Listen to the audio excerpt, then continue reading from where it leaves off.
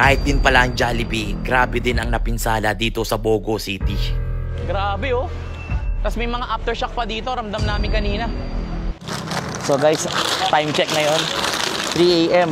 Ito na yung truck natin guys, oh. Dalawa yan. Saan na to boss? Mandawi? Mandawi. Sobrang dako. Oh, Mandawi na guys kasi pumunta na tayo ng Pabogo. May delinquency yung mismo na apektuhan. Ingat po boss. God bless po. Yeah. Dito natin lalagay muna yan. Kasi baka mamaya meron tayong madaanan. Kasi di may mga naka-placard na need help or need water, bigas, food. So at least ready agad tayo. At dito nagdasal ng buong team para sa kaligtasan ng lahat. Amen. Let's go. Good luck, good luck, good luck. Ingat po, ingat, ingat. At wala na kami sinayang oras kasi 3 oras muna ang babiyahin namin papunta ng Bourbon kung saan isa sa mga naapektuhan ng lindol. At ito nga unang bumungad sa amin dito sa Bourbon, ang landslide na kung saan grabe ang daming sinirang bahay at mga kotse. Guys, ito. Isa-isang pamilya lang po ha. Isang pamilya po. Kada isang pamilya po tayo ha. Pahingong bigas, pahingong bigas. Yeah po sir. Thank you sir. Sino po yung isang pamilya po? Isang pamilya po. Ang na ma'am, diri na ma'am. Bayanihan na lang boss. Sticker. Later na lang ang sticker ha para dili makuha ng kuan. Daghang salamat sir. Walang ano po ma'am. Tama. Tama. Last 3. Okay na po, okay na. Okay po, maraming salamat po. Babalik na po po namin Bogo na. Boss, opo, opo. God bless, God bless. God bless po, God bless po, God bless po. At pagkatapos namin sa Bourbon, dumiretso na agad kami papunta ng Tagobon kung saan marami ding mga taong naapektuhan dito at nangangailangan ng mga pagkain at tubig. Grabe oh, bumagsak na. Hi po. Hi, hello po. So mag-ano lang kami, magbababa lang po kami ng boss. Tabogon na to pala to, ayun, Tabogon Sports Complex. At dito sa part na to, nagbuhat na kami para ibaba agad yung mga relief goods. Yeah. So puro mga relief goods naman to. Kasi after nito, meron kaming part ng Tabogon na kung saan dun kami direct na magbibigay sa mga tao. Para mas gusto mo sa relief po. Tara, next naman city tayo. At eto, dinaanan na namin yung part ng Tabogon na kung saan isa sa mga naapektuhan na lindol at nangangailangan ng agarang tulong. Pila po tayo, pila. Bayanihan, walang talo. Bayanihan. Saray makuan. Welcome po. Kamusta po? Kamusta mo kayo? Okay naman po ba kayo? Okay lang. Okay lang? Survive. May malaga. Survive tayo. Ano gusto nyo? Relief goods o ito? Sticker? Sticker daw.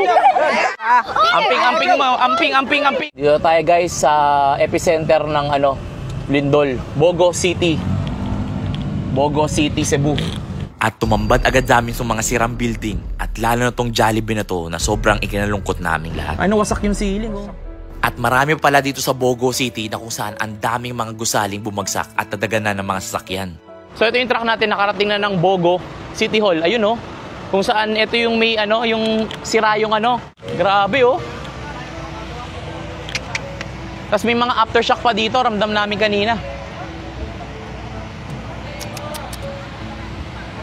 Guys, ito yung tent ni Madam Blight, bibigay na niya.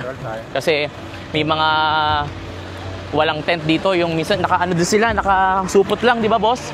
Yung transparent na supot. Kamusta kayo doon? Kamusta naman kayo, boss? Okay lang. Okay lang naman kayo? Oo. So, nabigyan naman kayo ng mga relief? Oo, meron naman. Okay naman. Mag-ingat, boss, ha? Bibigay na ni Madam Blight. Grabe si Madam Blight, no? Okay lang ba kayo? At after na onting kantuhan, andito na, tinayo na ni Madam Blight yung tent na binigay niya kanina. Kaya saludo, Madam Blight.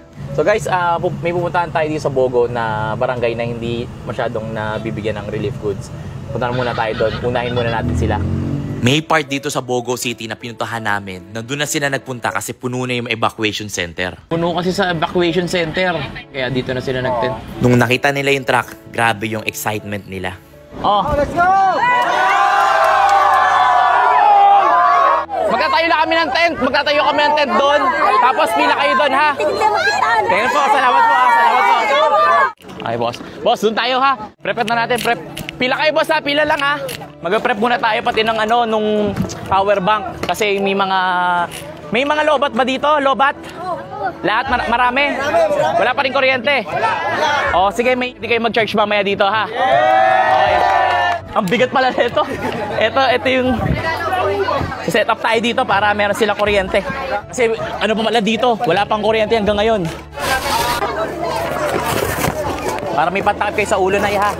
Opo, patakip kayo sa ulo na yo. Oo, yan. Nayo, patakip sa ulo.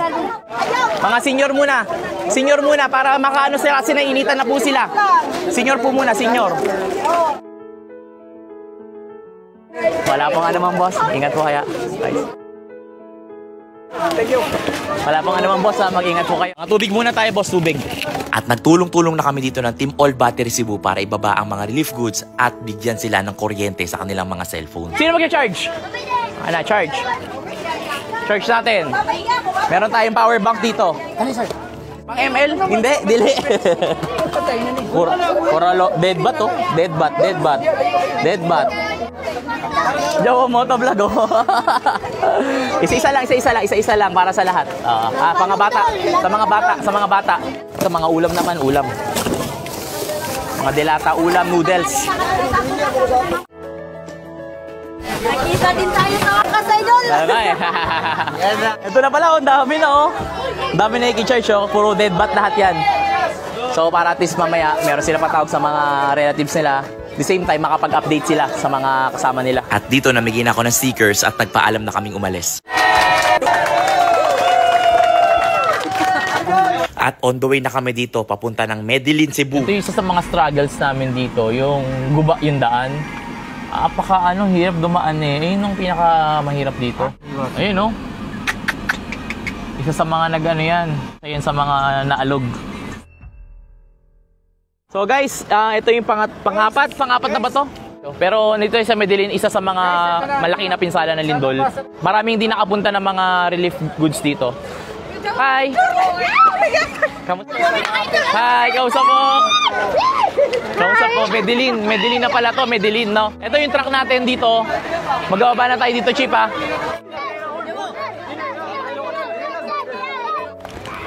Tara. At dito nga bumuhos na yung ulan pero tuloy-tuloy pa rin tayo. Pinasilong lang muna natin yung mga tao para hindi sila magkasakit. Pero tayo, sanay tayo sa mga gantong gawain. Kaya naman diretso lang, tuloy lang tayo sa pamimigay. Lalo na dito sa part na to na Medellin na hindi masyadong nabibigyan ng agarang relief goods. So kailangan na namin pumunta ng Daan Bantayan kasi marami pa nag-aabang dun eh, ng relief goods eh.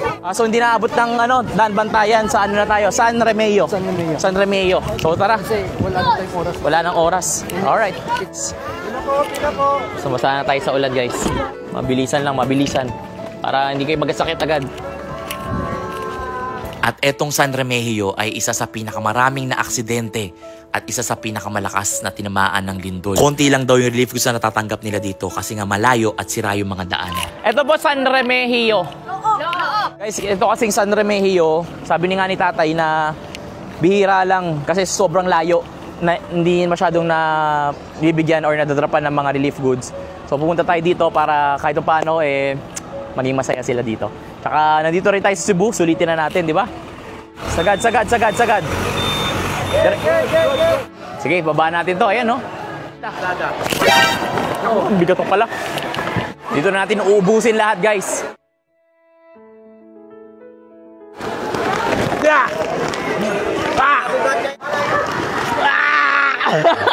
At dito, nabigay na kami ng mga relief goods. Pagtapos, nagpaalam na kami.